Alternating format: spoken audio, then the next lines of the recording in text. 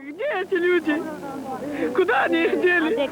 Вот на Стерженюке 7 ноября забрали дочь мою, Бетигирею Айну, 21 год, и заловку 45 лет. Которая? Вот дочь Бетигиреева Айна, и вот заловка. Кадыров. 7 ноября, 3 месяца, не знаем, где они, кто их увез.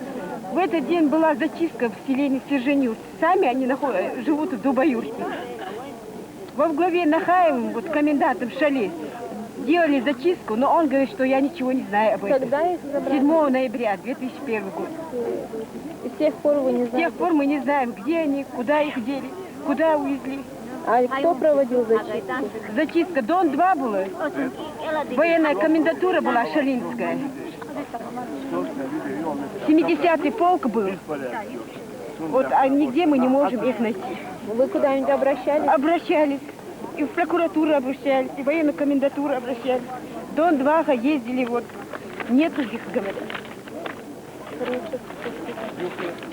Вот если у вас есть возможность, помогите нам. Кто поможет слезам этих матерей, сестер, жен, которых довели до отчаяния?